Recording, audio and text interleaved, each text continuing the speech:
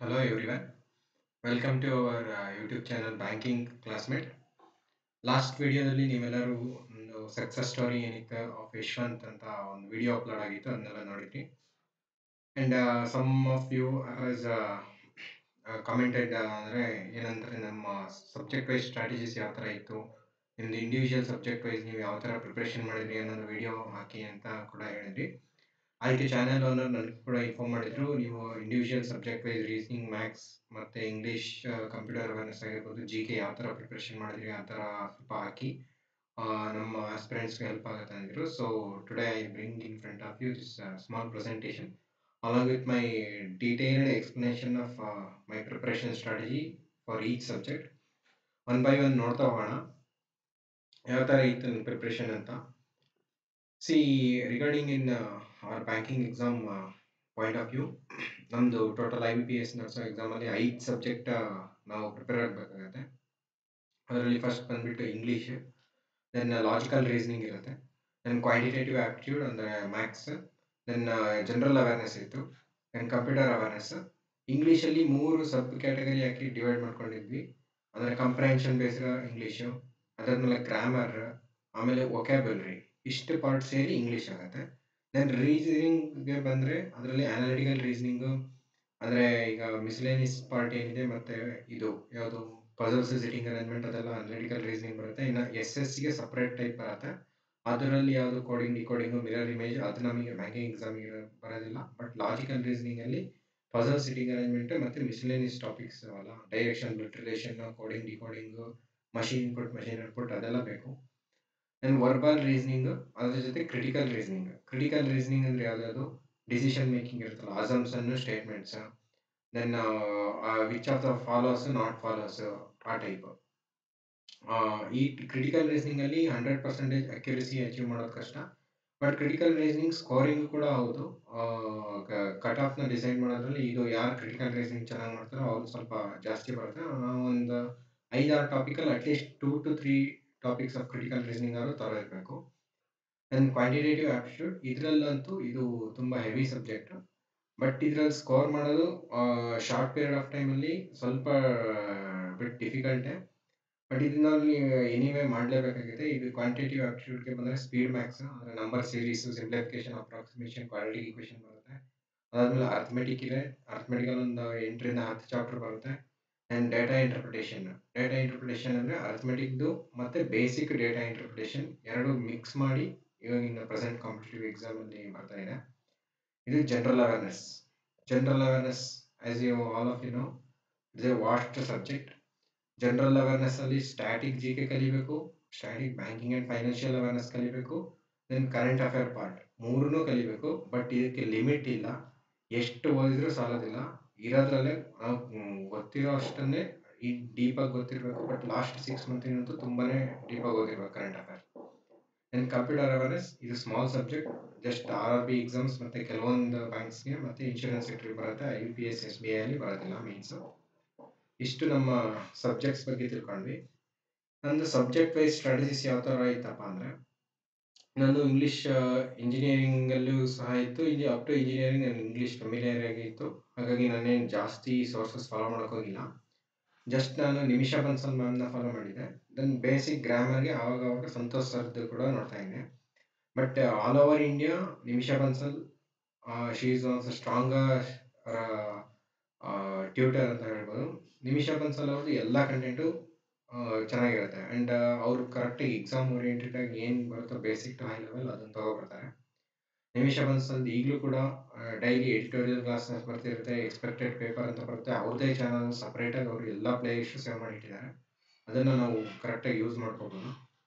Then ಸೋರ್ಸ್ಗೆ ಬರೋದಾದರೆ ಇಂಗ್ಲೀಷಲ್ಲಿ ನಾನು ಯೂಸ್ ಮಾಡಿದ್ದು ಗ್ರಾಮರ್ ಪಾರ್ಟ್ಗೆ ಅಂದರೆ ನಮ್ದೇನು parts of speech, articles, then basic ನಮ್ಮದು ಸ್ಕೂಲಿಂಗ್ ಲೆವೆಲಲ್ಲಿ ಏನೇನು ಗ್ರಾಮರ್ ಇತ್ತು ಅಷ್ಟು ಗ್ರಾಮರ್ನ ನಿಮಿಷಾ ಬನ್ಸಲ್ ಮ್ಯಾಮ್ದು ವೀಡಿಯೋ ಕ್ಲಾಸಸ್ ನೋಡಿ ನಾನು ಸೆಲ್ಫ್ ಪ್ರಿಪೇರ್ಡ್ ನೋಟ್ಸ್ ಮಾಡಿಟ್ಕೊಂಡಿದ್ದೆ. ಅದನ್ನೇ 3 ಸತಿ 4 ಸತಿ ರಿವೈಸ್ ಮಾಡಿದ್ದೀನಿ.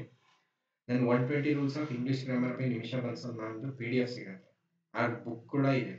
ಈ 120 ರೂಲ್ಸ್ ಆಫ್ ಇಂಗ್ಲೀಷ್ ಗ್ರಾಮರ್ ಹೋದ್ಮೇಲೆ ನಾವು ಇಂಗ್ಲೀಷ್ ಗ್ರಾಮರ್ ಪಾರ್ಟಲ್ಲಿ ಫುಲ್ಲು ತರವಾಗಿ ಸ್ಕೋರ್ ಮಾಡೋಕ್ಕಾಗೋದಿಲ್ಲ. ಎರರ್ ಡಿಟೆಕ್ಷನ್ ಆಗಿರ್ಬೋದು, ಫಿಲ್ಲರ್ಸ್ ಆಗಿರ್ಬೋದು, ಮ್ಯಾಥ್ ದ ಫಾಲೋಯಿಂಗ್ ಕನೆಕ್ಟರ್ಸ್ ಆಗಿರ್ಬೋದು, ದೆನ್ ಕಂಜಕ್ಷನ್ ಫಿಲ್ಲಿಂಗ್ ಆಗಿರ್ಬೋದು, ಇದೆಲ್ಲ 120 ರೂಲ್ಸ್ ಗೊತ್ತಿದ್ರಷ್ಟೇ ನಾವು ಯಾವ್ದಕ್ಕೆ ಸಿಂಗ್ಯುಲರ್ ಪ್ಲೂರಲ್ ಹಾಕ್ಬೇಕಾ, plural verb noun singular verb ಯಾವ್ದಕ್ಕೆ ಯಾವ ಆರ್ಟಿಕಲ್ ಕೂರಿಸ್ಬೇಕು ಅನ್ನೋದು ಗೊತ್ತಾಗುತ್ತೆ. ದೆನ್ ಹಿಂದೂ ಎಡಿಟೋರಿಯಲ್ ಕ್ಲಾಸ್ ಇದನ್ನ ಮತ್ತೆ ಕರೆಂಟ್ ಅಫೇರ್ ಅಂತ ನಾನು ಪ್ರಿಪರೇಷನ್ ಸ್ಕಿಪ್ಪೇ ಮಾಡಿಲ್ಲ. ಒನ್ ಡೇನು ಯಾವ್ದು ಬಿಟ್ಟರು ಇದನ್ನಂತೂ ಸ್ಕಿಪ್ ಮಾಡಲ್ಲ ಮಾಡ್ತಿದ್ದೆ. ದೆನ್ ಪ್ರಾಕ್ಟೀಸ್ ಇಂಗ್ಲೀಷಲ್ಲಿ ನಮಗೆ ಡೈಲಿ ಪ್ರಾಕ್ಟೀಸ್ಗೆ ಅಷ್ಟು ವರ್ಕ್ ಇದು ಸಿಗಲ್ಲ, ಚೆಕ್ ಲಿಸ್ಟ್ ಟೈಪ್. ಈಗ ಮ್ಯಾಥ್ಸ್ ರೀಸನಿಂಗ್ ಆದರೆ ಚೆಕ್ ಲಿಸ್ಟ್ ಎಲ್ಲ ಕೊಡ್ತಾರೆ, ಸಾಲ್ವ್ ಮಾಡ್ಕೊತೀವಿ. ಬಟ್ ಇಂಗ್ಲೀಷ್ಗೆ ನಾವು ಪ್ರಾಕ್ಟೀಸ್ ಯಾವ ಥರ ತಗೋಬೇಕಂದ್ರೆ ಮಾರ್ಕ್ಸಲ್ಲಿ ತಗೊಂಡಾಗ ನಮಗೆ ಆ 20 ಮಿನಿಟ್ಸಲ್ಲಿ ಯಾವ ಥರ ಇಂಗ್ಲೀಷ್ನ ಟ್ಯಾಕಲ್ ಮಾಡಬೇಕು, ಫಸ್ಟ್ ಆರ್ ಸಿ ಮಾಡಬೇಕಾ, ಫಸ್ಟ್ ಪಿಲ್ಲರ್ಸ್ ಮಾಡಬೇಕಾ, ವರ್ಡ್ ಸ್ವಾಪಿಂಗ್ ಮಾಡಬೇಕಾ ಗೊತ್ತಾಗುತ್ತೆ. ವರ್ಡ್ ಸ್ವಾಪಿಂಗಲ್ಲಿ ನಾವು ಎಕ್ಸಸೈಸಲ್ಲಿ ಸಾಲ್ವ್ ಮಾಡೋಕ್ಕಿಂತ ಮಾರ್ಕ್ಸಲ್ಲಿ ಸಾಲ್ವ್ ಮಾಡೋದ್ರೇ ರಿಯಲ್ ಆಗಿ ಗ್ರಿಪ್ ಸಿಗೋದು. ಹಂಗಾಗಿ ಇಂಗ್ಲೀಷ್ ಮಾರ್ಕ್ಸ್ ನಾನು ಡೈಲಿ ಇರ್ತಿತ್ತು. ಅಟ್ಲೀಸ್ಟ್ ಪ್ರಿಲಿಮ್ಸ್ ಮಾರ್ಕ್ 20 ಮಿನಿಟ್ಸ್ ಆದರೂ ಸೆಕ್ಷನಲ್ಲಿ ಕೊಟ್ಟು ಅನಲೈಸ್ ಮಾಡ್ತಾಯಿದ್ವಿ. ನಾನು ವೊಕ್ಯಾಬ್ ಪ್ರಾಡಕ್ಟ್ ಕಲೆಕ್ಷನ್ ನನ್ನ ಬರೆದಿದ್ದೊಂದು ಬುಕ್ ತೋರಿಸೋಣ ಅಂತಿದೆ, ಅದು ಜೂನಿಯರ್ಸಿಗೆ ಕೊಡ್ತೀನಿ. ಅದರಲ್ಲಿ 450 ಪೇಜಸಲ್ಲಿ ಟೋಟಲ್ ಒಂದು 1000 ವರ್ಡ್ಸ್ ಮೇಲೆ ಕಲೆಕ್ಷನ್ ಆಗಿರ್ಬೋದು ನನ್ನ ಪ್ರಕಾರ.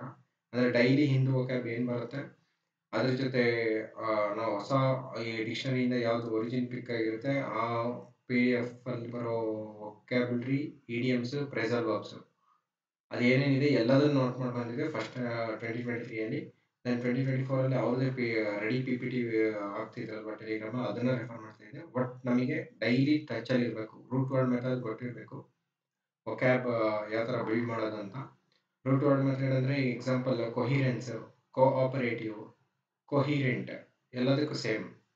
ಅಂದರೆ ಕೋ ಮೀನ್ಸ್ ಗೋ ಟುಗೆದರ್ ಅಂತ, ಅಂದರೆ ಎಲ್ಲದಕ್ಕೂ ಹೆಲ್ಪ್ ಮಾಡೋದು, ಎಲ್ಲ ಒಟ್ಟೊಟ್ಟಿಗೆ ಹೆಜ್ಜೆ ಹಾಕೋದು, ಆ ಥರ ಮೀನಿಂಗ್ ಬರುತ್ತೆ. ಅದು ಬೇಸಿಕ್ ನಮಗೆ ಯಾವಾಗ ಅರ್ಥ ಆಗುತ್ತೆ ಅಂದರೆ ಒಂದು ಡೈಲಿ ಆ ಥರ ವರ್ಡ್ ಒಂದು ವೀಕಲ್ಲಿ ಒಂದು 2-3 ಸಾರಿ ರಿಪೇರ್ ಆಗುತ್ತೆ. ಅದು ನೋಡಿ ನೋಡಿ ನೋಡಿ ನಮಗೆ ಗ್ರಿಪ್ ಬರ್ತಾ ಹೋಗುತ್ತೆ. ಅದಕ್ಕಾಗಿ ಡೈಲಿ ನಮಗೆ Hindu editorial R any article ಓದೋದು, ಡೈಲಿ 50 ವರ್ಡ್ಸ್ ಆದರೂ ಆ್ಯಂಟನಿಮ್ಸ್ ಸಿನೋನಿಮ್ಸು ನಮಗೆ ತಿಳ್ಕೊಳ್ಳೋ ನೆಸೆಸಿಟಿ ಇರಬೇಕು ಆ್ಯಂಡ್ ಪ್ರಾಕ್ಟೀಸ್ ಕೂಡ ಇರಬೇಕು.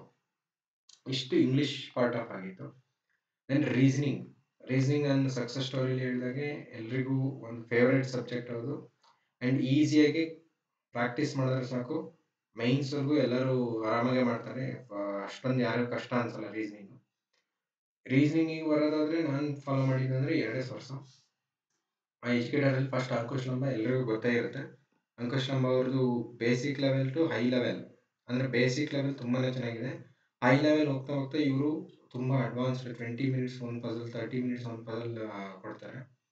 ಬಟ್ ಅದು ಅಷ್ಟೊಂದು ಹೈ ಲೆವೆಲ್ ಮಾಡಿದಾಗ ಕೆಲವರಿಗೆ ಏನೇನೋ ಮೈಂಡ್ ಥಿಂಕಿಂಗ್ ಲೆವೆಲ್ ಸ್ಟಾರ್ಟ್ ಆಗುತ್ತೆ. ಬಟ್ ಅದನ್ನು ಮಾಡಿ ರಿಯಲ್ ಎಕ್ಸಾಮ್ಗೆ ಹೋದರೆ ಏನೂ ಕಷ್ಟ ಆಗಲ್ಲ. ಬೇರೆ ನಮ್ದು ಮೈನ್ಸ್ ಎಕ್ಸಾಮಲ್ಲಿ SBI PO ಲೆವೆಲ್ವರೆಗೂ ಮಾಡ್ಬೋದು ಅವ್ರದ್ದು ಕಂಟೆಂಟ್ಗೆ.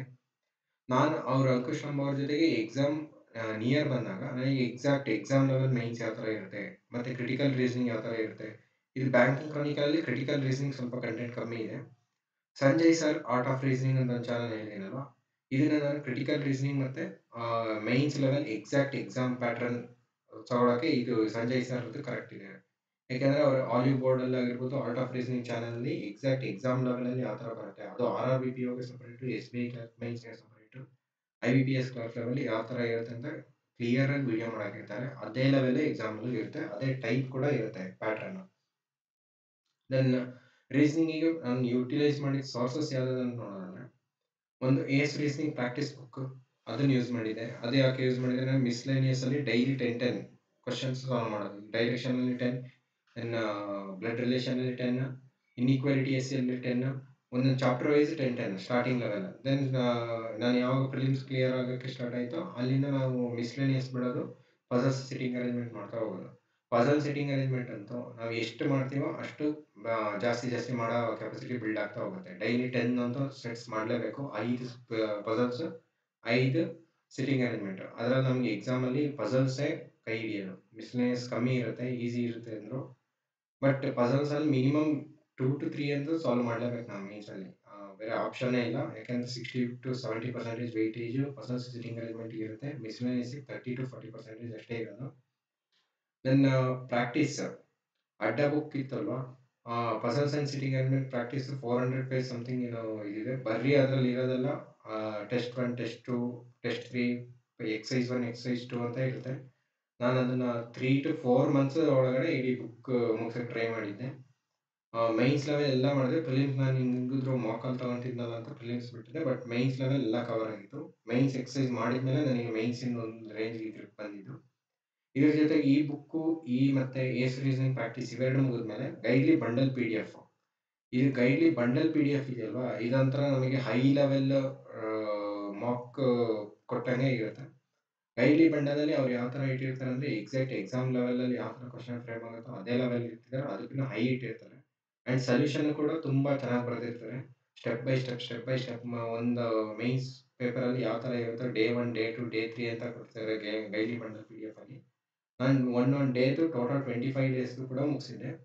ಅದರಿಂದ ನಮ್ಗೆ ಏನು ಸಿಕ್ತಂದ್ರೆ ರೀಸನಿಂಗಲ್ಲಿ ಯಾವುದೇ ಬಿಟ್ ಕೊಡಲಿ, ಯಾವುದೇ ಪ್ಯಾಟರ್ನ್ ಕೊಡಲಿ, ಯಾವ ಥರ ಟ್ಯಾಕಲ್ ಮಾಡಬೇಕು, guideline step by step solution ಓದ್ಬಿಟ್ರೆ ಸಾಕು. ಅದೇ ಥರ ನಾವು ಪ್ರಾಕ್ಟೀಸ್ ಮಾಡೋಕ್ಕೆ ಕೈ ಹಿಡಿದ್ರೆ ಮೈನ್ಸ್ ಲೆವೆಲ್ ಪಜಲಲ್ಲಿ ಈಸಿಯಾಗಿ ನಾವು ಗ್ರಿಪ್ ತಗೊಬಿಡ್ತೀವಿ. ನಮಗೇನು ಕಷ್ಟ ಅನ್ಸಲ್ಲ ಅಷ್ಟು. ಗೈಡ್ಲಿ ಸಾಲ್ವ್ ಮಾಡ್ಕೊಂಡು ಹೋದ್ರೆ ನಮ್ಗೆ ರಿಯಲ್ ಎಕ್ಸಾಮ್ ಅದಕ್ಕಿಂತ ತುಂಬ ಈಸಿ ಇರುತ್ತೆ. ಇಷ್ಟು ಮಾಡಿಬಿಟ್ಟು ಡೈಲಿ ಪ್ರಾಕ್ಟೀಸ್ ಮಾಡಿ ಮಾಕ್ ಹಾಕಿದ್ರೆ ಸಾಕು, ರೀಸನಿಂಗ್ಗೆ ಎಲ್ಲರಿಗೂ ಗ್ರಿಪ್ ಬರುತ್ತೆ. ಇದನ್ನ ಬಿಟ್ಟು ಇನ್ನೂ ಎಕ್ಸ್ಟ್ರಾ ಸೋರ್ಸಸ್ ಇದೆ, but it is more than sufficient. ಯಾವ್ದಾದ್ರು 2 ವಿಡಿಯೋ ಸೋರ್ಸ್ ಮತ್ತೆ ಒಂದೆರಡು ಪ್ರಾಕ್ಟೀಸ್ ಬುಕ್ಕು, ಒಂದು ಇದು ಮಾಕ್ ಟೆಸ್ಟಲ್ಲಿ, ಇಷ್ಟು ರೀಸನಿಂಗಿಗೆ ಸಾಕಾಗತ್ತೆ. Then quantitative aptitude. Quantitative aptitude ಸುಮಾರು ಜನಕ್ಕೆ ಯಾವ ಲೆಕ್ಚರ್ಸ್ ಫಾಲೋ ಮಾಡಿದ್ರು ಕಷ್ಟನೇ ಆಗ್ತಿರುತ್ತೆ. ದೆನ್ ಎಷ್ಟು ಟೈಮ್ ಕೊಟ್ರು ಕ್ವಾಂಟಿಟೇಟಿವ್ ಆಪ್ಟಿಟ್ಯೂಡ್ ಮುಗಿಯೋದೇ ಇಲ್ಲ. ಬಟ್ ಅದಕ್ಕೆ ಏನೂ ಮಾಡೋಂಗಿಲ್ಲ. ಅದು ಎಕ್ಸಾಮ್‌ಗೆ ಇರೋದ್ರಿಂದ ಅದನ್ನು ಕ್ಲಿಯರ್ ಮಾಡಲೇಬೇಕಾಗಿದೆ. ಅದ್ರಲ್ಲಿ ನಾನು ಫಾಲೋ ಮಾಡಿದ ಟ್ಯೂಟರ್ಸ್ ಯಾರಪ್ಪ ಅಂದರೆ ಆಶೀಶ್ ಅವರ. ಅವ್ರನ್ನ ನಾನು ಏನಕ್ಕೆ ಯೂಸ್ ಮಾಡಿದ್ದೆ ಅಂದರೆ ಸ್ಪೀಡ್ ಮ್ಯಾಥ್ಸ್. ಅವ್ರ ಟ್ರಿಕ್ಸ್ ಆ್ಯಂಡ್ ಶಾರ್ಟ್ ಕಟ್ಸ್ ತುಂಬಾ ಚೆನ್ನಾಗಿ ಹೇಳ್ಕೊಡ್ತಾರೆ. And without pen and paper, just ನಾವು ಬೈ ಸೀಯಿಂಗ್ ದ ಈಕ್ವೇಷನ್ನೇ ನಾವು ಆನ್ಸರ್ ತೆಗೆದ್ಬಿಡ್ಬೋದು. ಆ ರೇಂಜ್‌ಗೆ ಸ್ಪೀಡ್ ಕಲಿಸ್ತಾರೆ ಆಶೀಶ್ ಅವರು. And every students loves him. Then Kaushik Mohanty playlist ಚೆನ್ನಾಗಿದೆ. 1 ಚಾಪ್ಟರ್ 1 ವಿಡಿಯೋ ಅಂತ. ಒಂದೊಂದು ಅರ್ಥಮೆಟಿಕ್ ಚಾಪ್ಟರ್‌ಗೆ 3 to 4 ಅವರ್ಸ್ ಲೆಕ್ಚರಿಂಗ್ ಮಾಡಿದ್ದಾರೆ. ಎಕ್ಸಾಂಪಲ್ ಈಗ ಪರ್ಸೆಂಟೇಜ್ ಆಗಿರ್ಬೋದು, ಬೋರ್ಡ್ಸ್ ಆ್ಯಂಡ್ ಸ್ಟ್ರೀಮ್ಸ್ ಆಗಿರ್ಬೋದು, ಪ್ರಾಫಿಟ್ ಲಾಸ್ ಆಗಿರ್ಬೋದು, ಅವ್ರು ಕಂಪ್ಲೀಟ್ ಒಂದು ಚಾಪ್ಟರ್ ವಿಡಿಯೋ ಅರ್ಥಮೆಟಿಕ್ ನೋಡಿಬಿಟ್ರೆ ನಾವು ಬೇಸಿಕ್ ಲೆವೆಲಿಂದ ಹಿಡಿದು ಹೈ ಲೆವೆಲ್ವರೆಗೂ ಎಲ್ಲ ಚಾಪ್ಟ್ರಲ್ಲಿ ಏನೇನು ಟಾಪಿಕ್ ಬರುತ್ತೆ. ಎಕ್ಸಾಂಪಲ್ ಪ್ರಾಫಿಟ್ ಲಾಸ್ ಅಂದರೆ ಪರ್ಸೆಂಟೇಜ್ ವೈಸ್ ಪ್ರಾಫಿಟ್ ಆಗಿರ್ಬೋದು, ದೆನ್ ಡಿಸಾನೆಸ್ಟ್ ಶಾಪ್ ಕೀಪರ್ ಆಗಿರ್ಬೋದು, ಎಲ್ಲ ಟಾಪಿಕ್ಸ್ ಕವರ್ ಮಾಡಿ ಒಂದೊಂದು ಟಾಪಿಕಲ್ಲಿ 5 ಪ್ರಾಬ್ಲಮ್ ಕವರ್ ಮಾಡಿರ್ತಾರೆ. ನಮಗೆ ಎಲ್ಲ ಕವರ್ ಆಗೋಗ್ಬಿಡುತ್ತೆ. ಆಮೇಲೆ ಕಷ್ಟ ಕೂಡ ಅನ್ಸಲ್ಲ ಅರ್ಥಮೆಟಿಕ್. ದೆನ್ ಅರುಣ್ ಸಿಂಗ್ ರಾವತ್ ಇವ್ರದ್ದು ಮೇಯ್ನ್ ಆಗಿ ನಾನು DIಗೆ ಯೂಸ್ ಮಾಡಿದ್ದೆ, ಅಂದರೆ ಡೇಟಾ ಇಂಟರ್ಪ್ರಿಟೇಷನ್ ಕ್ಲಾಸಸ್ ಏನಿದೆ. ಈ ಅರುಣ್ ಸಿಂಗ್ ರಾವತ್ ಅವ್ರದ್ದು ಎಲ್ಲ ಚಾಪ್ಟರ್ದು DI ಮ್ಯಾರಥಾನ್ ಮಾಡ್ತಿದ್ರು. ಅಂದರೆ ಪೈ ಚಾರ್ಟ್ ಆಗಿರ್ಬೋದು, ದೆನ್ ಟೇಬಲ್ ಗ್ರಾಫ್ ಆಗಿರ್ಬೋದು, ಮಿಕ್ಸ್ಡ್ ಗ್ರಾಫ್ ಆಗಿರ್ಬೋದು, ದೆನ್ ಮಿಸ್ಸಿಂಗ್ DI. ಒಂದೊಂದು ದಿನನೂ 5 ಟೈಪಿನ DI ಎತ್ಕೊಬರೋರು. ಅವಾಗ ನಾನು ಈ DI ನಾವು ಸೆಲ್ಫ್ ಪ್ರಾಕ್ಟೀಸ್ಗಿಂತ ಇವ್ರ ಜೊತೆ ಮಾಡಿದಾಗ ವಿತಿನ್ ಶಾರ್ಟ್ ಪೀರಿಯಡ್ ಆಫ್ ಟೈಮಲ್ಲಿ ಯಾವ ಥರ ಟ್ಯಾಕಲ್ ಮಾಡಬೇಕು by seeing option hit method ಅಂತ ತೋರಿಸ್ಕೊಡೋರು. DIಗೆ ಅದು ನಮಗೆ ತುಂಬ ಟೈಮ್ ಸೇವ್ ಆಗೋ ಟ್ರಿಕ್ ಆಗಿತ್ತು. ಹಾಗಾಗಿ ನಾನು ಇವ್ರನ್ನ ಫಾಲೋ ಮಾಡಿದೆ. ಬಟ್ ಸ್ಟಾರ್ಟಿಂಗ್ ಮಾಡಿ ಒಂದು 100 ಆಫ್ DI ಸಾಲ್ವ್ ಮಾಡಿದ್ಮೇಲೆ ನಾವೇ ಸೆಲ್ಫ್ ಪ್ರಿಪರೇಷನ್ಗೆ ಇಳಿದ್ವಿ. ಅಲ್ಲಿಂದ ಗ್ರಿಪ್ ಸಿಗ್ತಾ ಹೋಯ್ತು. ನೆಕ್ಸ್ಟ್ ಸೋರ್ಸಸ್ಸು, ಕ್ವಾಂಟ್‌ಗೆ ನಾನು ಹೇಳಿದಾಗೆ ಪ್ರಾಕ್ಟೀಸ್ ಜಾಸ್ತಿ ಬೇಕಾಗುತ್ತೆ. ರೀಸನಿಂಗ್ ಥರ ಅದಕ್ಕಿಂತಲೂ ಜಾಸ್ತಿ ಬೇಕು. ದೆನ್ ಇಂಗ್ಲೀಷ್ ಓದಿದ್ರೆ ಆಗಲ್ಲ. ಕ್ವಾಂಟಲ್ಲಿ ಪ್ರಾಕ್ಟೀಸ್ 60%, ಕಾನ್ಸೆಪ್ಟ್ ನೋಡೋದು 40% ಇರಬೇಕು. ಇದನ್ನು ನಾನು ಫಾಲೋ ಮಾಡಿದ್ದು ಅಂದರೆ ಆಶೀಶ್ ಅವ್ರದ್ದು ಝೀರೋ ಟು ಅರ್ಥಮೆಟಿಕ್ ಅಂತ ಒಂದು ಬುಕ್ ಇದೆ, 120 ಪೇಜಸ್‌ದು. ಅದರಲ್ಲಿ basic level arithmetic chapter wise formula ಆಗಿರ್ಬೋದು, ಈಕ್ವೇಷನ್ಸ್ ಆಗಿರ್ಬೋದು, ಕಾನ್ಸೆಪ್ಟ್ಸ್ ಎಲ್ಲ ಕೀನೋಟ್ ಬರೆದು ಅದ್ರ ಮೇಲೆ ಒಂದು 25 to 30 ಪ್ರಾಬ್ಲಮ್ಸ್ ಇರುತ್ತೆ. ಅದು ಬೇಸಿಕ್ ಲೆವೆಲ್ ಬಿಗಿನರ್ಸ್‌ಗೆ ತುಂಬ ಚೆನ್ನಾಗಿರುತ್ತೆ. And data interpretation practice book ಇಟ್ಕೊಂಡಿದ್ದೆ. ನಾನು ರೀಸನಿಂಗ್ ಯಾವ ಥರ daily puzzle sitting arrangement practice ಮಾಡ್ತೀವೋ ಅದೇ ಥರ ಡೇಟಾ ಇಂಟರ್ಪ್ರಿಟೇಷನ್ ಡೈಲಿ 5 ಸೆಟ್. ಒಂದು ಪೈ ಚಾರ್ಟ್, ಒಂದು ಟೇಬಲ್ DI, ಒಂದು ಬಾರ್ ಗ್ರಾಫು, ಒಂದು ಲೈನ್ ಗ್ರಾಫು, ಒಂದು ಮಿಸ್ಸಿಂಗ್ DI. ಅದ್ರ ಜೊತೆ ಫನಲ್ DI, ರಡಾರ್ DI ಕೂಡ ಪ್ರಾಕ್ಟೀಸ್ ಆಗ್ತಾ ಇತ್ತು. ದೆನ್ ಏಸ್ ಪಾಯಿಂಟ್ಸ್. ಇದು ಏಸ್ ಪಾಯಿಂಟ್ಸಲ್ಲಿ ತುಂಬ ಚೆನ್ನಾಗಿ ಬರೆದಿದ್ದಾರೆ. ಶಾಂತನು ಶುಕ್ಲಾ ಸರ್ ಕೂಡ ಇದೇ ಮಾಡ್ತಿರ್ತಾರೆ.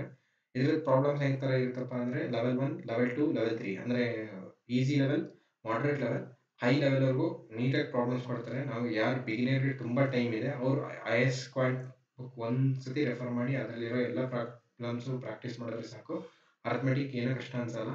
ಬಟ್ ಕಾನ್ಸೆಪ್ಟ್ ನೋಡ್ಕೊಂಡು ಪ್ರಾಬ್ಲಮ್ ಸಾಲ್ವ್ ಮಾಡಬೇಕು. ಸುಮ್ಮನೆ ಒನ್ ಟೈಪ್ ಪ್ರಾಬ್ಲಮ್ ಮಾಡಿದ್ದೆ ಇದಕ್ಕೂ ಅದೇ, ಅದಕ್ಕೂ ಇದೇ ಥರ ಅಂತ ಮಕ್ಕಿ ಬೈಟ್ ಹೊಡೆದ್ರೆ ಆಗೋದಿಲ್ಲ. Checklist solving. Checklist ನಮಗೆ ಟೆಲಿಗ್ರಾಮಲ್ಲಿ ಸಿಗ್ತಾ ಹೋಗುತ್ತೆ. ಅವ್ರ ಮ್ಯಾಥ್ಸ್ ಬೈ ಅರುಣ್ ಸಿಂಗ್ ರಾವತ್ ಅಥವಾ ಆಶೀಶ್ ಅವರ ಸ್ಟಡಿಫೈಡ್ ಯೂಟ್ಯೂಬ್ ಚಾನಲ್ ಏನಿದೆ, ಅವರು ಅದರಲ್ಲಿ ಅಪ್ಲೋಡ್ ಮಾಡಿರ್ತಾರೆ. ಆ Telegram channel daily day wise morning checklist upload ಮಾಡ್ತಿದ್ರು. ಅದನ್ನು ನಾನು ನೈಟ್ ಕುತ್ಕೊಂಡು ಸಾಲ್ವ್ ಮಾಡ್ತಾ ಇದ್ದೆ. ಆ ಚೆಕ್ ಲಿಸ್ಟ್ ಸಾಲ್ವ್ ಮಾಡೋದ್ರಿಂದ ನಮಗೆ ಏನು ಗೊತ್ತಾಗುತ್ತೆ ಅಂದರೆ, ಮಾರ್ಕ್ಸಲ್ಲಿ ವಿತಿನ್ ಟೈಮ್ ಲಿಮಿಟ್ ನಾವು ಓಡ್ತಾ ಇರುತ್ತೆ ಮೈಂಡು, ಅವಾಗ ಫುಲ್ ಸಾಲ್ವ್ ಮಾಡೋಕ್ಕಾಗಲ್ಲ. ಬಟ್ ಚೆಕ್ ಲಿಸ್ಟ್ ಸಾಲ್ವ್ ಮಾಡ್ತಿದ್ದಾಗ ನಾವು ವಿತೌಟ್ ಟೈಮರ್ ಸಾಲ್ವ್ ಮಾಡ್ತಿರ್ತೀವಲ್ಲ, ಎಲ್ಲ ಪ್ರಾಬ್ಲಮ್ ಸಾಲ್ವ್ ಮಾಡ್ತೀವಿ. ಅಲ್ಲೇ ನಮಗೆ ಸೈಮಲ್ಟೇನಿಯಸ್ಲಿ ಸ್ಪೀಡ್ ಕೂಡ ಬೆಳೀತಾ ಹೋಗುತ್ತೆ. ಆ್ಯಂಡ್ ಅವ್ರು ಕೊಡೋ ಕ್ವಶನ್ಸು ಮಾರ್ಕ್ಸ್ಗಿಂತ ಸ್ವಲ್ಪ ಹೈ ಲೆವೆಲ್ಲೇ ಇರುತ್ತೆ ಆ್ಯಂಡ್ ಲೆಂತಿ ಇರುತ್ತೆ. ಅದನ್ನು ಮಾಡಿದಾಗ ನಮಗೆ ಮಾರ್ಕ್ಸ್ ಅಟೆಂಡ್ ಮಾಡಬೇಕಾದ್ರೆ ಅಷ್ಟು ಕಷ್ಟ ಅನಿಸಲ್ಲ. ಇಷ್ಟು ಒಂದು ಪಾಯಿಂಟ್ಸ್ ಸ್ಟ್ರಾಟಜಿ ಆಗಿತ್ತು. ಇದ್ರ ಜೊತೆ ಅದೇ ರೀಸನಿಂಗ್ ಥರ ಮಾರ್ಕ್ಸ್ ಸೆಕ್ಷನ್ ಕೊಡ್ತಾ ಹೋಗಿದ್ದೆ. ಇಷ್ಟು ಪ್ರಿಪ್ರೇಷನ್ ಆದಮೇಲೆ ಆವಾಗ ನನಗೆ ಪಾಯಿಂಟ್ಸ್ ಎಷ್ಟೇ ಕಷ್ಟ ಆದರೂ ಎಕ್ಸಾಮಲ್ಲಿ ಟ್ಯಾಕಲ್ ಮಾಡೋದು ಈಸಿ ಆಗಿತ್ತು.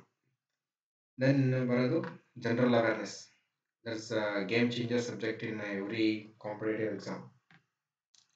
ಯಾಕೆಂದರೆ ನೀವು ಅಲ್ಲೇ ನೋಡಿದ್ರೆ ಜನರಲ್ ಅವೇರ್ನೆಸ್ಸಲ್ಲಿ ಸ್ಕೋರು ಟೋಟಲ್ ಮಾರ್ಕ್ಸ್ 50% ಇಂದ ಮುಂದೆ ಇರುತ್ತೆ ಅಷ್ಟೇ. ಯಾರು ಔಟ್ ಆಫ್ ಔಟ್ ರೇಂಜು ಒಂದು 5 ಮಾರ್ಕ್ಸ್ ಫುಲ್ ಮಾರ್ಕ್ಸ್ಗೆ ಕಮ್ಮಿ ಆ ರೇಂಜಿಗೆ ಹೊಡೆದಿರಲ್ಲ. ಈ ಎಕ್ಸಾಂಪಲ್ 40ಗೆ ನಮ್ಮ ಈ ಸ್ಟೂಡೆಂಟ್ಸ್ ನಾವೆಲ್ಲ ತೆಗೆಯೋದು 30ವರೆಗೂ ಮ್ಯಾಕ್ಸಿಮಮ್ ರೀಚ್ ಮಾಡ್ಬೋದು, ಹಂಗಿರುತ್ತೆ. ಆಮೇಲೆ ಇದರಲ್ಲಿ ಹೈಲಿ ಅನ್ಪ್ರಿಡಿಕ್ಟಬಲ್ ಕ್ವಶನ್ಸು. ಕ್ವಶನ್ ನೋಡಿರ್ತೀವಿ, ಟಾಪಿಕ್ ನೋಡಿರ್ತೀವಿ, ಅದು ಕೊಟ್ಟಿರೋ ಆಪ್ಷನ್ ಕನ್ಫ್ಯೂಸ್ ಆಗುತ್ತೆ. ದೆನ್ ಕೆಲವೊಂದು ಕ್ವಶನ್ ನಾವು ಓದೇ ಇರಲ್ಲ, ಅಥವಾ ಕೆಲವೊಂದು ಸ್ಕೀಮ್ ತುಂಬ ಹಳೇದಿರುತ್ತೆ. ಯಾವ ಥರ ಕ್ವಶನ್ ಪಿಕ್ ಮಾಡ್ತಾರೆ ಅಂತ ಹೇಳಕ್ ಬರಲ್ಲ. ಕೆಲವೊಂದು ಸತಿ ಸ್ಟ್ಯಾಟಿಕ್ ಜಾಸ್ತಿ ಇರುತ್ತೆ, ಕೆಲವೊಂದು ಸತಿ ಕರೆಂಟ್ ಅಫೇರ್ ಡೀಪ್ ಆಗಿರುತ್ತೆ, ಕೆಲವೊಂದು ಸತಿ ಗೌರ್ಮೆಂಟ್ ಸ್ಕೀಮೇ heavy statement based, math the following based, fill in the blanks based ಇಟ್ಟಿರ್ತಾರೆ. ಫ್ಯಾಕ್ಟ್ಸ್ ಆ್ಯಂಡ್ ಫಿಗರ್ ಕೂಡ ನೆನ್ಪಿಟ್ಕೋಬೇಕಾಗುತ್ತೆ ಇಲ್ಲಿ. ಅದು ತುಂಬ ಸ್ವಲ್ಪ ಡಿಫಿಕಲ್ಟಿನೇ. ಕ್ವಾಂಟಿಗೆ ಕಂಪೇರ್ ಮಾಡಿದ್ರೆ ಇದು ಇನ್ನೂ ಕ್ವಾಂಟ್ಸ್ ಆದರೂ ನಾವು ಪ್ರಾಕ್ಟೀಸ್ ಮಾಡಿ ತಗೋಬೋದು. ಬಟ್ ಜನರಲ್ ಅವೇರ್ನೆಸ್ ಇದೆಯಲ್ಲ, ಸಿಂಗಲ್ ಡಿಜಿಟ್ ಕಟ್ ಆಫ್ ನಿಂತಿರುತ್ತೆ, ಸೆಕ್ಷನಲ್ ಕಟ್ ಆಫು. ಹಂಗೆ ಅದರಲ್ಲೇ ನಮಗೆ ಗೊತ್ತಾಗುತ್ತೆ ಜನರಲ್ ಅವೇರ್ನೆಸ್ ಯಾವ ಥರ ಇದೆ ಅಂತ. ಜಿ ಕೆ ಇದು ಒಂಥರ ಡ್ರೈ ಟಾಪಿಕ್ಕು ಹೌದು. ಈಗ ಇಂಗ್ಲೀಷ್ ಇದ್ರ ಥರ ನಾವು ಓದ್ತಿ ಸುಮ್ಮನೆ ಕಲಿತೀವಿ ಅಂದ್ರೆ ಆಗಲ್ಲ. ಬಟ್ ಇದನ್ನು ನಾನು ಫಸ್ಟ್ ಅಟೆಂಪ್ಟಲ್ಲಿ ಯಾವಾಗ ಜನರಲ್ ಅವೇರ್ನೆಸ್ ಕಮ್ಮಿ ಆಯಿತು, ಸೆಕೆಂಡ್ ಅಟೆಂಪ್ಟಲ್ಲಿ ನಾನು ಕಲ್ತ್ಕೊಂಡಿದ್ದೆ. ಸುಮ್ಮನೆ ನೋಟ್ಸ್ ಮಾಡೋದು, ಸುಮ್ಮನೆ ಕಾಲೇಜ್ ಡೇಸ್ ಥರ ಎಲ್ಲ ನೀಟಾಗಿ ಬರೆದ್ಬಿಟ್ಟು ಯಾವುದೂ ಬರೆದಿರೋ ಥರ ಆಗೋದು, ಅವೆಲ್ಲ ಬೇಡ. ಪಿ ಡಿ ಎಫ್ಸ್ 2 ಸೋರ್ಸ್ ಇಟ್ಕೋಬೇಕು. ಅದನ್ನ ಡೀಪಾಗಿ ಓದ್ತಾ ಹೋಗ್ಬೇಕು. ರಿವಿಷನ್ ಜಾಸ್ತಿ ಮಾಡಬೇಕು ಜನರಲ್ ಅವೇರ್ನೆಸ್ಸಲ್ಲಿ. ಅದು ಮೈನ್ ಪಾಯಿಂಟ್. ಇದರಲ್ಲಿ ನಾನು ಫಾಲೋ ಮಾಡಿದ್ದಂದರೆ 3 ಎಜುಕೇಟರ್ಸ್ನ ಫಾಲೋ ಮಾಡಿದ್ದೆ. ಒಂದು GAY ಅಭಿಜಿತ್ ಸರ್ ಡೈಲಿ ಕ್ಲಾಸಸ್ಗೆ. ಆ್ಯಂಡ್ ಪಾರ್ಚಮ್ ಕ್ಲಾಸಸ್ ಈಗ ರೀಸೆಂಟಾಗೆ ಆಸ್ಪಿರೆಂಟ್ಸ್ ಫಾಲೋ ಮಾಡ್ತಿರೋದು. ಆ್ಯಂಡ್ ನಾನು ಲಾಸ್ಟಿಗೆ ಪಾರ್ಚಮ್ ಕ್ಲಾಸ್ ಫಾಲೋ ಮಾಡಿದೆ. ಬಟ್ ಇವರು ಎಲ್ಲದಕ್ಕಿಂತ ಪಾರ್ಚಮ್ ಕ್ಲಾಸಸ್ ನೋಡಿಬಿಟ್ರೆ ನಾವು ಅವ್ರ ಪ್ರೀವಿಯಸ್ ಡೇದು ರಿವಿಷನ್ ಮಾಡಿಸ್ತಾರೆ. ಆ್ಯಂಡ್ ಇವತ್ತಿಂದು ಕೂಡ ಶಾರ್ಟ್ ಕಟ್ಸಲ್ಲಿ ಅವ್ರು ಹೇಳ್ಕೊಡ್ತಿರ್ತಾರೆ. ನಮಗೆ ಮೈಂಡ್ ಮ್ಯಾಪಿಂಗ್ ಮಾಡ್ಕೊಳ್ಳೋಕ್ಕೆ ಈಸಿ ಆಗುತ್ತೆ. ಆ್ಯಂಡ್ ಇವರಿಬ್ಬರದ್ದು ಕ್ಲಾಸಸ್ ಆಬ್ಸೆಂಟ್ಸ್ ಇದ್ದಿದ್ದ ದಿನ ನಾನು GAY ಆಶೀಶ್ ಗೌತಮ್ ನೋಡ್ತಾ ಇದ್ದೆ. ಇವರು ಅಡ್ಡ 247 ಮಾಡ್ತಾರೆ. ಆಶೀಶ್ ಗೌತಮ್ ಸ್ಪೆಷಾಲಿಟಿ ಏನಂದರೆ, ಅವರು ಏನೇ ಅದ್ರಲ್ಲಿ ಸ್ಟ್ಯಾಟಿಕ್ ಪಾರ್ಟ್ ಬಿಟ್ಟರೆ ಅವರೇ ಕವರ್ ಮಾಡ್ತಾರೆ. ಈ ಎಕ್ಸಾಂಪಲ್ SBI ಏನೋ ಇವತ್ತಿನ ನ್ಯೂಸ್ ಬಂತಂದರೆ, SBIದು ಸ್ಟ್ಯಾಟಿಕ್ ಪಾರ್ಟ್ ಏನಿದೆ ಅದು ಹೆಡ್ ಕ್ವಾರ್ಟರ್ಸ್ MD ಎಲ್ಲ ಅಲ್ಲಿಗೆ ತಗೊಬಂದ್ಬಿಡ್ತಾರೆ. ಆಲ್ಮೋಸ್ಟ್ ಇವರು ಎಲ್ಲ ಸೇಮ್ ಅದೇ ಥರ ಮಾಡ್ತಾರೆ. ಬಟ್ ನಮಗೆ ಅದು ಗೊತ್ತಿರಬೇಕು. ಈಗ RBI ಏನಾದ್ರು ನ್ಯೂಸ್ ಬಂತಂದರೆ ನಾವೇ ಅದನ್ನು ಸೆಲ್ಫ್ ಪ್ರಿಪೇರ್ ಮಾಡ್ಕೋಬೇಕು. ಅದನ್ನು ಯಾರು ಯೂಟ್ಯೂಬಲ್ಲಿ ಹೇಳ್ಕೊಡೋದಿಲ್ಲ. RBI ಹೆಡ್ ಕ್ವಾರ್ಟರ್ಸ್ ಯಾರು, RBIದು ಹೆಡ್ ಕ್ವಾರ್ಟರ್ಸ್ ಎಲ್ಲಿದೆ, ಮತ್ತು MD CEO ಯಾರು, ಎಷ್ಟು ಜನ ಡೆಪ್ಟಿ ಗವರ್ನರ್ಸ್ ಇದ್ದಾರೆ, ಅಷ್ಟು ಗೊತ್ತಿರಬೇಕು. ದೆನ್ ಇಷ್ಟು ಜನರಲ್ ಅವೇರ್ನೆಸ್ಗೆ ಎಜುಕೇಟರ್ಸ್ನ ಫಾಲೋ ಮಾಡಿದ್ರೆ, ಸೋರ್ಸಸ್ ಯಾವ ಥರ ಹುಡುಕಬೇಕು, ಅಪರಿಚಿತ್ ಇಸ್ ಬೆಸ್ಟ್. ನಾನು ಫಸ್ಟ್ ಅಟೆಂಪ್ಟ್ಗೂ ಸೆಕೆಂಡ್ ಅಟೆಂಪ್ಟ್ಗೂ ಕಂಪೇರ್ ಮಾಡಿದಾಗ ಅಪರಿಚಿತೆ ಮೆಜಾರಿಟಿ ಈಗ ಯೂಸ್ ಮಾಡೋಕ್ಕೆ ಸ್ಟಾರ್ಟ್ ಆಗಿರೋದು. ಆ್ಯಂಡ್ ಅಪರಿಚಿತಲ್ಲಿ ಕೂಡ ಡೈರೆಕ್ಟ್ ಬಂದಿತ್ತು ನನಗೆ ಮೈನ್ಸ್ ಎಕ್ಸಾಮ್ಸಲ್ಲಿ. ಅಪರಿಚಿತಲ್ಲಿ ಒಂದು ಅಡ್ವಾಂಟೇಜ್ ಏನಂದರೆ, ಅದು ಡೈಲಿ PDF 25 ಪೇಜಸ್ ಮಿನಿಮಮ್ ಇರುತ್ತೆ. 25 PDF ಅಲ್ಲಿ ಇವತ್ತಿನ ಕ್ವಶನ್ ಆನ್ಸರ್ ಫಾರ್ಮ್ಯಾಟ್ ಏನಿದ್ರೆ, ಆ ರಿಲೇಟೆಡ್ ನ್ಯೂಸು ಪ್ರೀವಿಯಸ್ ಏನೇನಿತ್ತು ಅದರದ್ದೆಲ್ಲ ಕೂಡ ಆ್ಯಡ್ ಮಾಡಿರ್ತಾರೆ. ಅದನ್ನು ಡೈಲಿ ಗ್ಲಾನ್ಸ್ ಮಾಡ್ತಿರೋದ್ರಿಂದ ಮತ್ತೆ ರಿವಿಷನ್ ಮಾಡಬೇಕಂದ್ರೆ ಈಸಿ ಆಗುತ್ತೆ. Then affair cloud scoop PDF daily ಬಿಡ್ತಾರೆ. ಅದು ಹೆವಿ ಇರುತ್ತೆ. ಎಲ್ಲ ಓದ್ಕೊಂತ ಕೊಡೋಕ್ಕಾಗಲ್ಲ. ಅದು UPSC ಲೆವೆಲ್ ಅವ್ರಿಗೆ ಹೆಲ್ಪ್ ಆಗುತ್ತೆ. ಬಟ್ ನಮಗೆ ಅಷ್ಟೊಂದು ಓದೋದು ಅವಶ್ಯಕತೆ ಇಲ್ಲ. ಜಸ್ಟ್ ಫಸ್ಟ್ 2-3 ಪೇಜಸಲ್ಲಿ ಕೀ ಪಾಯಿಂಟ್ ಥರ, ಕೀ ನೋಟ್ ಥರ ಹ್ಯಾಂಡ್ ರಿಟನ್ ನೋಟ್ಸ್ ಏನಿದೆ ಅದನ್ನು ನೋಡ್ಬಿಟ್ಟು ನೆಕ್ಸ್ಟ್ ಅದ್ರದ್ದು ರಿಲೇಟೆಡ್ ಕಂಟೆಂಟಲ್ಲಿ ಜಸ್ಟ್ ಓವರ್ವ್ಯೂ ನೋಡಿಕೊಂಡ್ರೆ ಸಾಕು. ಅಫೇರ್ ಕ್ಲೌಡ್ದು ಅಲ್ಲಿ 2 ಸೋರ್ಸ್ ಕವರ್ ಆಯಿತು. ಇದರ ಜೊತೆ ನಾವು ಹಿಂದೂ ನ್ಯೂಸ್ ಪೇಪರ್ ಇದು ಕೂಡ ನೋಡಬೇಕಾಗುತ್ತೆ. ಯಾಕೆಂದರೆ ಅವರು ನಮ್ಮ ಆರ್ಟಿಕಲ್ ಏನಿರುತ್ತೆ ಮತ್ತು banking financial aware the Hindu news ಪೇಪರಲ್ಲಿ ಏನಿರುತ್ತೆ ಅದರಿಂದ ಪಿಕ್ ಮಾಡೋಕ್ಕೆ ಸ್ವಲ್ಪ ಚಾನ್ಸಸ್ ಜಾಸ್ತಿ. ಆಮೇಲೆ ಹಿಂದೂ ನ್ಯೂಸ್ ಪೇಪರಲ್ಲಿ ಏನು ಬಂದಿತ್ತು ಇಂಗ್ಲೀಷಲ್ಲಿ ಅದೇ ಥರ ಅದೇ ಆರ್ಟಿಕಲೇ ಬಂದಿರುತ್ತೆ ಒಂದೊಂದ್ಸತಿ ಆರ್ಸಿಗೆ. ಅಲ್ಲಿ ಇಂಗ್ಲೀಷು ಕವರ್ ಆಗುತ್ತೆ. ಅದ್ರ ಜೊತೆ ಕರೆಂಟ್ ಅಫೇರ್‌ಗೂ ಕವರ್ ಆಗುತ್ತೆ. ಹಿಂದೂ ನ್ಯೂಸ್ ಪೇಪರ್ ಓದೋದ್ರಿಂದ ಒಂದ್ ಒಂದ್ ಸೋರ್ಸಿಂದ 2 ಸಬ್ಜೆಕ್ಟ್‌ಗೆ ಕವರ್ ಮಾಡೋ ಮೆಟೀರಿಯಲ್ ಆಗಿದೆ ಇದು ಹಿಂದೂ ನ್ಯೂಸ್ ಪೇಪರ್. ನಾನು study IQ PDF. Study IQ PDF ನಾನು ಏನಕ್ಕೆ ಯೂಸ್ ಮಾಡಿದೆ ಅಂದ್ರೆ static banking affair. Static banking awareness ಅಂದ್ರೆ RBI functions, static related financial aware ಆಗಿರ್ಬೋದು, technical terms, terminologies, definition, full forms ಅದೆಲ್ಲ ಸ್ಟಡಿ ಐಕ್ಯೂ ಪಿಡಿಎಫಲ್ಲಿ ನೀಟಾಗಿ ಕಂಪೈಲೇಷನ್ ಮಾಡಿದ್ದಾರೆ. ಅದು ಸ್ಟಾಟಿಕ್ ಬ್ಯಾಂಕಿಂಗ್ ಅವೇರ್‌ನೆಸ್ ನಮಗೆ ಮೈನ್ಸ್‌ಗೂ ಹೆಲ್ಪ್ ಆಗುತ್ತೆ ಮತ್ತೆ ಇಂಟರ್ವ್ಯೂ ಅಲ್ಲಿ ಕೂಡ ಬೇಕಾಗತ್ತೆ. ಈ ಮಿಕ್ಕಿರೋ ಯಾವ್ದು ಪಿಡಿಎಫ್ ಓದಿದ್ರು ಸಾಕು. ಬಟ್ ಸ್ಟಡಿ ಐಕ್ಯೂ ಅಲ್ಲಿ ನೀಟಾಗಿ ಕವರ್ ಮಾಡಿರೋದ್ರಿಂದ ನಾನು ಅದನ್ನ ರೆಫರ್ ಮಾಡಿದ್ದೆ. ಸ್ಟಾಟಿಕ್ ಬ್ಯಾಂಕಿಂಗ್ ಆಯ್ತು, ಕರೆಂಟ್ ಅಫೇರ್ ಆಯ್ತು, ಸ್ಟಾಟಿಕ್ ಜಿಕೆ ನಿಮ್ಗೆ ಜನರಲ್ ಆಗಿ ಗೈಡ್‌ಲೈನೋ ಅಥವಾ ಹಾಲಿವುಡ್‌ದೋ ಯಾವ್ದಾದ್ರು ಸಿಗುತ್ತೆ. National parks, statutory bodies head quarters ಯಾರು ಅಂಡ್ ಯೂನಿಯನ್ ಮಿನಿಸ್ಟ್ರಿ ಅವೆಲ್ಲ ಬೇಸಿಕ್ ಜನರಲ್ ನಾಲೆಡ್ಜ್ ಅಂತ ಏನಂತೀವಿ ಅದನ್ನೆಲ್ಲ ನಮಗೆ ಗೊತ್ತಿರಬೇಕಾಗುತ್ತೆ. ಯಾವ ಡೈಲಿ ಏನು ನ್ಯೂಸ್ ನಡೀತಿದೆ ಅದ್ರ ಜೊತೆ ನ್ಯೂಸ್ ನೋಡೋ ಹ್ಯಾಬಿಟ್ ಕೂಡ ಇತ್ತು ನನಗೆ.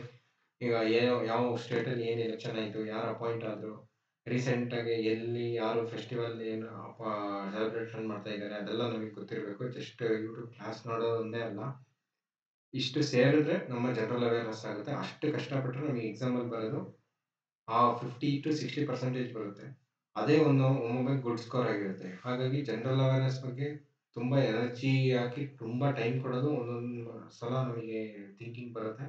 ಬಟ್ ಏನು ಮಾಡಂಗಿಲ್ಲ. ನಾವು ಕಾಂಪಿಟೇಟರ್ಸ್‌ನ ಕ್ರ್ಯಾಕ್ ಮಾಡಿ ಆ ಎಕ್ಸಾಮ್ ಕ್ರ್ಯಾಕ್ ಆಗಬೇಕು ಅಂದರೆ ಜನರಲ್ ಅವೇರ್‌ನೆಸ್ಸಲ್ಲಿ ಪುಷ್ ಮಾಡಲೇಬೇಕು. ಜನರಲ್ ಅವೇರ್‌ನೆಸ್ ಪುಷ್ ಮಾಡಿದಾಗ ಮಾತ್ರ ನಮ್ಮ ಕಟ್ ಆಫ್ ಬೇಗ ಕ್ಲಿಯರ್ ಆಗೋ ಚಾನ್ಸಸ್ ಇರೋದು. ಇಷ್ಟು ಒಂದು ಜನರಲ್ ಅವೇರ್‌ನೆಸ್ ಪಾರ್ಟ್ ಆಗಿತ್ತು. ಜನರಲ್ ಅವೇರ್‌ನೆಸ್ ಈ ಸತಿ ನನಗೆ ಆರ್-ಆರ್-ಬಿ-ಪಿ-ಒ-ಎಮ್-ಎಸ್ ಚೆನ್ನಾಗಿ ಸ್ಕೋರ್ ಬಂದಿದೆ 18+ ತೋರಿಸ್ತೀನಿ ಆಮೇಲೆ ಲಾಸ್ಟಿಗೆ score card. Then general awareness ಆದಮೇಲೆ last subject computer knowledge. Computer knowledge ಅವತ್ತು ಹೇಳಿದ್ದೆ, ಇವತ್ತು ಹೇಳ್ತಾ ಇದ್ದೀನಿ. Small subject. ಈವನ್ ದೋ ಇದು ಸ್ಮಾಲ್ ಸಬ್ಜೆಕ್ಟ್ ಆದ್ರೂ ಕೂಡ ನಮಗೆ ವಿತಿನ್ ಶಾರ್ಟ್ ಪೀರಿಯಡ್ ಆಫ್ ಟೈಮಲ್ಲಿ ಜಾಸ್ತಿ ಮಾರ್ಕ್ಸ್ ಬರ್ಸುತ್ತೆ. ಆಮೇಲೆ ಜಾಸ್ತಿ ಓದೋ ಅವಶ್ಯಕತೆ ಇಲ್ಲ. ಜಸ್ಟ್ ಒಂದು 2-3 ಪಿಡಿಎಫ್ ಸೋರ್ಸು ಮತ್ತೆ ಪ್ರಾಕ್ಟಿಕಲ್ ನಾಲೆಡ್ಜ್ ಇದ್ರೆ ಸಾಕು. ನಾವು ಕಂಪ್ಯೂಟರ್ ನಾಲೆ ಅವೇರ್‌ನೆಸ್ ಏನು ಸಬ್ಜೆಕ್ಟ್ ಇದೆ ಅದರಲ್ಲಿ ಈಸಿಯಾಗಿ ಮೋರ್ ದೆನ್ ಕಟ್ ಆಫ್ ಮಾರ್ಕ್ಸ್‌ಗಿಂತ ಒಂದು 10-15 ಮಾರ್ಕ್ಸ್ ಎಕ್ಸ್ಟ್ರಾ ತಗೋಬೋದು. ಇದರಲ್ಲಿ ಎಲ್ಲರೂ ನೆಗ್ಲೆಕ್ಟ್ ಮಾಡ್ತಿರ್ತಾರೆ. ಬಟ್ ನಾವು ನೆಗ್ಲೆಕ್ಟ್ ಮಾಡಿಲ್ಲ. ನಂದು ಇದ್ರೂ ಕೂಡ ಚೆನ್ನಾಗೇ ಬಂದಿದೆ. ನಾನು ಫಾಲೋ ಮಾಡಿದ್ದು ಇದರಲ್ಲಿ ಸಚಿನ್ ಅರೋರಾ ಅವ್ರದ್ದು ಕ್ಲಾಸಸ್ ಇದೆ. 89-90 ವೀಡಿಯೋಸ್ ಏನೋ ಇದೆ ಅದರಲ್ಲಿ. ಅಷ್ಟನ್ನು ಒಂದ್ ಕಡೆಯಿಂದ 1.5x ಅಲ್ಲಿ ಹಾಕೊಂಡು ಕೇಳ್ಕೊಂಡು ಹೋಗಿದ್ದೆ. ಅದ್ರ ಜೊತೆಲಿ ಸೋರ್ಸಸ್ ಅಂದ್ರೆ ಅಪರಿಚಿತ್ ಕಂಪ್ಯೂಟರ್ ಪಿಡಿಎಫ್ಸ್ ಇದೆ. ಒಂದು ಚಾಪ್ಟರ್ ವೈಸ್ ನೀಟಾಗಿ ಕಂಪೈಲೇಷನ್ ಮಾಡಿದ್ದಾರೆ. ಅದಾದ್ಮೇಲೆ ಸಚಿನ್ ಅರೋರಾ ಅವ್ರದ್ದು 1000 MCQs ಅಂತ ಒಂದು ಪಿಡಿಎಫ್ ಇರುತ್ತೆ ಅವ್ರದೇ ಚಾನಲಲ್ಲಿ. ಅದರಲ್ಲೂ ನೀಟಾಗಿ ಚಾಪ್ಟರ್ ವೈಸ್ ಕನ್ಸಾಲಿಡೇಟ್ ಮಾಡಿ ಅದ್ರ ಮೇಲೆ ಒಂದೊಂದು ಚಾಪ್ಟರ್ ಮೇಲೂ ಹಂಡ್ರೆಡ್ಸ್ ಆಫ್ MCQ ನೀಟಾಗಿ question with detailed explanation of answer ಕೊಟ್ಟಿದ್ದಾರೆ. ನಮಗೆ ಅದು ಒಂದೇ ಕ್ವಶನ್ 10 ಟೈಪ್ ನಾಲೆಡ್ಜ್ ಸಿಗ್ತಾ ಹೋಗುತ್ತೆ. ದೆನ್ ಪ್ರಾಕ್ಟಿಕಲ್ ನಾಲೆಡ್ಜ್ ಹೆಂಗಿರುತ್ತೆ? ಎಕ್ಸಾಂಪಲ್ MS ಆಫೀಸ್ ನಾನು ಯೂಸ್ ಮಾಡೋದಂದ್ರೆ ಲಾಸ್ಟ್ ಟೈಮ್ ಈಗ MS ಆಫೀಸಲ್ಲಿ ಏನೋ ಕೇಳಿದ್ರು ಮ್ಯಾಕ್ಸಿಮಮ್ ಸೈಜ್ ಆಫ್ ಫಾಂಟ್.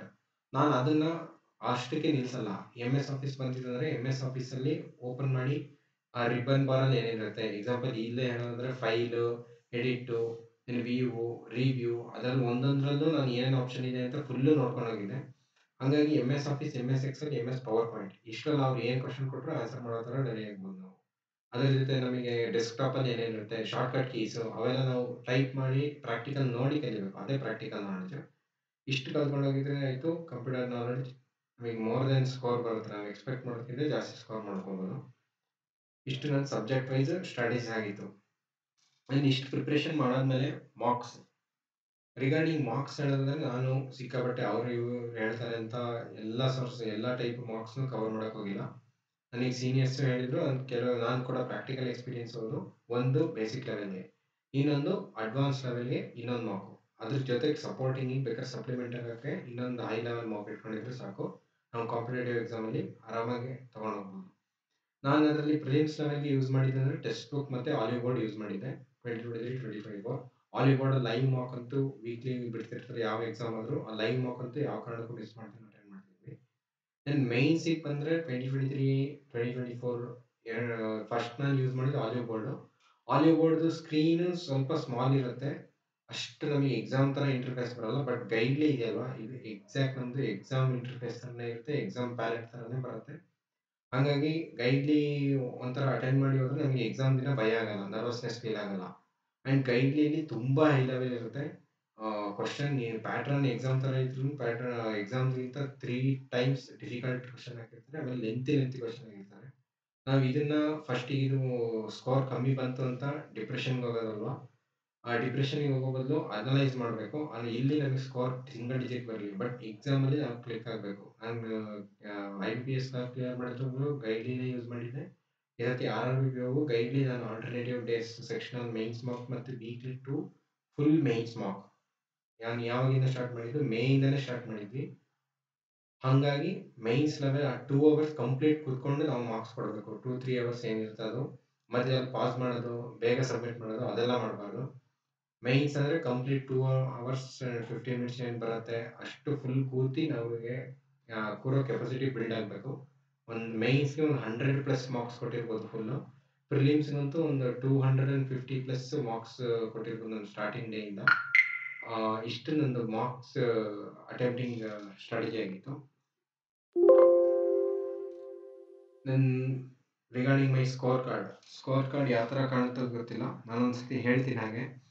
ಇದು ನಂದು ಆಫೀಸರ್ ಸ್ಕೇಲ್ 1 ಅಂದರೆ RRB PO ಮೇನ್ಸ್ದು ಸ್ಕೋರ್ ಕಾರ್ಡು ಇಲ್ಲಿರೋದು. ಇದು RRB ಅಸಿಸ್ಟೆಂಟ್ ಅಂದರೆ ಕ್ಲರ್ಕ್ ಸೆಲೆಕ್ಟ್ ಆಗಿತ್ತು. ಸ್ಕೋರ್ ಕಾರ್ಡ್ ಹಂಗೆ ನೋಡ್ಕೊಬಿಡಿ. Reasoning 16, then computer 24.5, then general awareness 18 good score, then English 17.5. ಇದು ನನ್ನ ಮಿಸ್ಟೇಕಿಂದ ಆಗಿದೆ, ಯಾಕೆಂದರೆ ಕಡಿಮೆ ಅಟೆಂಪ್ಟ್ ಮಾಡಿದ್ದೆ ಟೈಮ್ ಇದ್ರೂ. Then points 16. ಇಲ್ಲಿ ನನಗೆ 100% ಅಕ್ಯುರೇಸಿ ಸಿಕ್ಕಿದೆ. ಇದೆರಡು ಒಂದು 2-3 ಮಾರ್ಕ್ಸ್ ಹೋಗಿದೆ. But overall score 86 point something, cut ಆಫ್ಗಿಂತ 26.38 ಲೀಡಿಂಗಲ್ಲಿದೆ. ಹಾಗಾಗಿ ನಂದು ಸೆಲೆಕ್ಷನ್ ಆವಾಗಲೇ ಮೈನ್ ಸ್ಕೋರ್ ಬಿಟ್ಟಾಗಲೇ ನನ್ನ ಹೋಪ್ ಇತ್ತು. ದೆನ್ ಇಲ್ಲಿ ಆಫೀಸ್ ಅಸಿಸ್ಟೆಂಟ್ ಇಲ್ಲಿ ಇಂಗ್ಲೀಷ್ ಚೆನ್ನಾಗಿದೆ, GK ಇಲ್ಲೂ ಕೂಡ ಚೆನ್ನಾಗಿದೆ. GK ನಾನು RRB ಆಫೀಸರ್ ಸ್ಕೇಲ್ 1 ಅಂದರೆ PO ಓದಿದ್ದು ಇಲ್ಲಿ ಕ್ಲಿಕ್ ಆಯಿತು. ದೆನ್ ರೀಸನಿಂಗ್ ಇಲ್ಲಿ ಚೆನ್ನಾಗೇ ಆಗಿತ್ತು, ಪಾಯಿಂಟ್ಸ್ ಕೂಡ ಚೆನ್ನಾಗಾಗಿತ್ತು. ಮಿಕ್ಕಿದೆಲ್ಲನೂ ಚೆನ್ನಾಗಾಗಿ ಇದು ಆಫೀಸರ್ ಸ್ಕೇಲ್ 1 ಜೊತೆಗೆ ಆಫೀಸ್ ಅಸಿಸ್ಟೆಂಟ್ ಅಂದರೆ ಕ್ಲರ್ಕ್ ಕೂಡ ಸೆಲೆಕ್ಷನ್ ಆಗೋ ಚಾನ್ಸಸ್ಸು ಜಾಸ್ತಿ ಆಯಿತು, ಯಾಕೆ GK ಚೆನ್ನಾಗಾಗಿದೆ ಅಂತ. ಇಷ್ಟು ನನ್ನ ಸಬ್ಜೆಕ್ಟ್ ವೈಸ್ ಸ್ಟ್ರಾಟಜೀಸ್ ಮತ್ತು ಮಾರ್ಕ್ಸ್ ಪ್ರಿಪ್ರೇಷನ್ ಬಗ್ಗೆ ಆಗಿತ್ತು. ಇದ್ರ ಮೇಲೆ ಇನ್ನೇನು ಡೌಟ್ಸ್ ಇದೆ, ನೆಕ್ಸ್ಟ್ ಅಪ್ಕಮಿಂಗ್ ವೀಡಿಯೋಸ್ ಯಾವ ಥರ ತರಬೇಕು ಅಂತ ಈ ವಿಡಿಯೋ ಎಂಡಲ್ಲಿ ಕಮೆಂಟ್ ಮಾಡಿ. ವಿಡಿಯೋ ಇಷ್ಟ ಆಯಿತು ಅಂದರೆ ಲೈಕ್ ಮಾಡಿ, ಶೇರ್ ಮಾಡಿ, ಕಮೆಂಟ್ ಮಾಡಿ, ಸಪೋರ್ಟ್ ಮಾಡಿ. Thank you. All the best to my junior aspirants.